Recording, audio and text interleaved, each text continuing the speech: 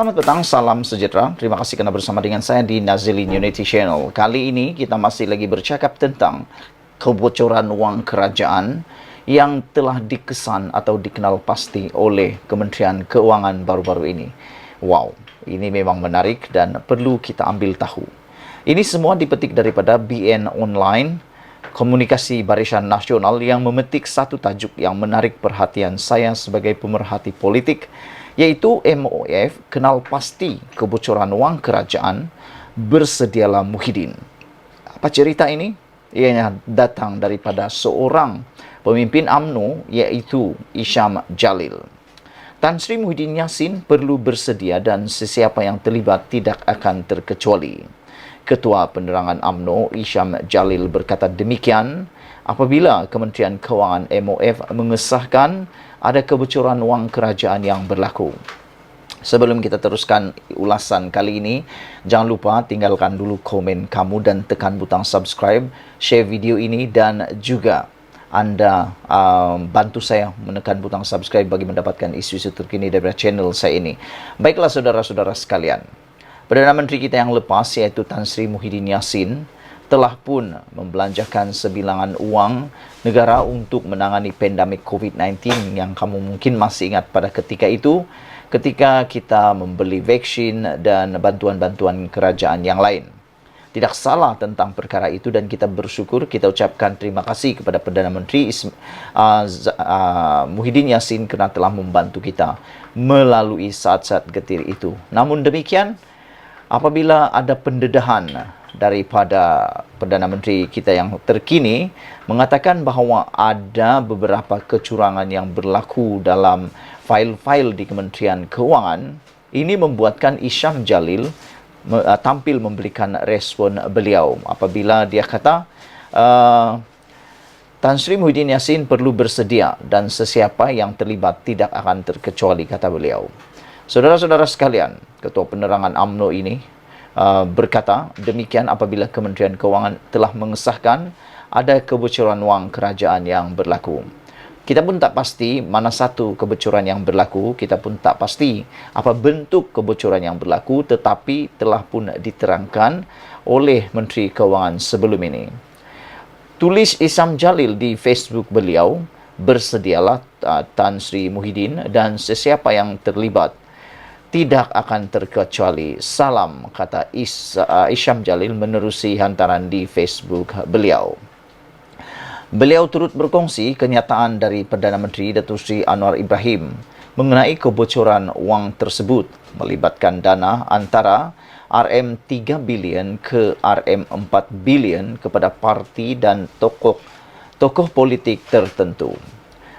Pada masa yang sama, Anwar selaku Menteri Keuangan juga menekankan kebocoran dana itu mungkin menjangkau lebih dari RM10 bilion yang berlaku dalam sistem perolehan kerajaan.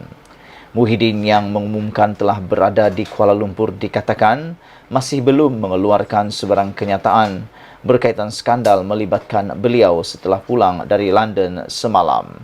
Saudara-saudara sekalian, perkara ini memang menarik perhatian kita sebagai rakyat Malaysia dan juga sebagai ahli pemerhati politik.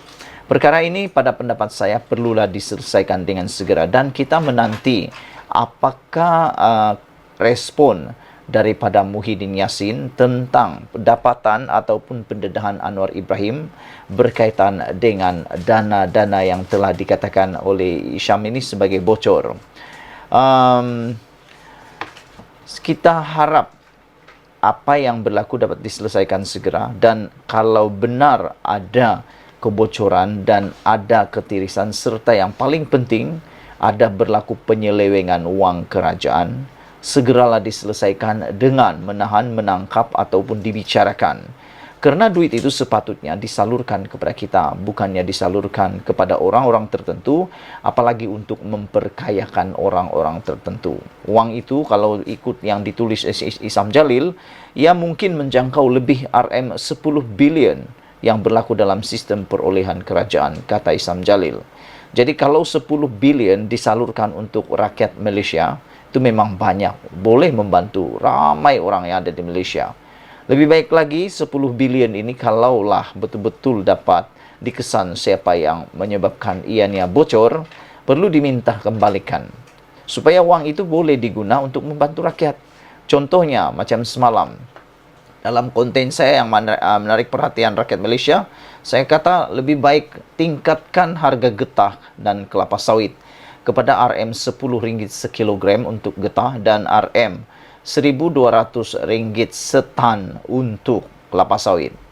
Karena menurut daripada komen netizen yang saya bacakan, mereka kata kalau itu berlaku, kerajaan tidak perlu lagi bersusah payah menyediakan bantuan-bantuan yang selalu diberikan secara one-off. Kerana apabila ada kenaikan harga getah dan kelapa sawit, ini akan dapat membantu para petani untuk keluar daripada zon kemiskinan mereka dan tidak akan mendidik mereka sentiasa menadah tangan hanya mengharapkan bantuan kerajaan, dan mendidik pula rakyat Malaysia mungkin jadi hanya menunggu durian jatuh ke tanah.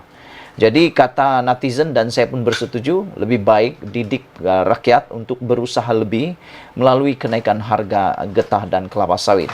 Kalau harga getah meningkat, pasti kata mereka rakyat akan sungguh-sungguh bekerja. Begitu juga dengan harga kelapa sawit, rakyat akan bersungguh-sungguh bekerja kalau harganya meningkat.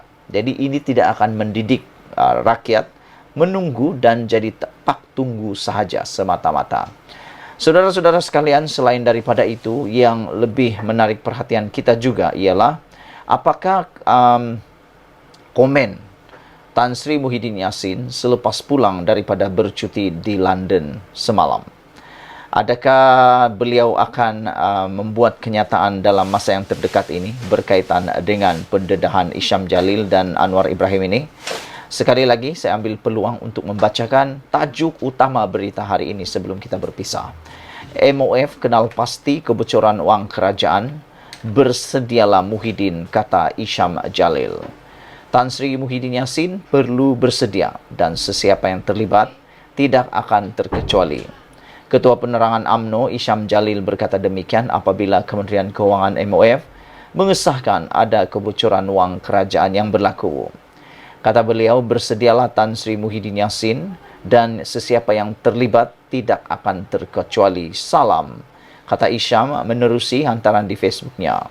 Beliau turut berkongsi kenyataan dari Perdana Menteri Datuk Seri Anwar Ibrahim mengenai kebocoran yang tersebut melibatkan dana antara RM3 bilion ke RM4 bilion kepada parti dan tokoh politik tertentu. Dalam masa yang sama, Anwar selaku Menteri Kewangan juga menekankan kebocoran dana itu mungkin melangkau atau menjangkau lebih dari RM10 bilion yang berlaku dalam sistem perolehan kerajaan. Muhyiddin yang mengumumkan telah berada di Kuala Lumpur dikatakan masih belum mengeluarkan sebarang kenyataan berkaitan skandal melibatkan beliau setelah pulang dari London semalam. Sekian dulu untuk kali ini. Jangan lupa share video ini, tekan butang subscribe. Tekan butang subscribe itu percuma. Kita jumpa lagi. Malaysia kita punya, kita jaga sama-sama cintai Malaysiaku. Bye-bye.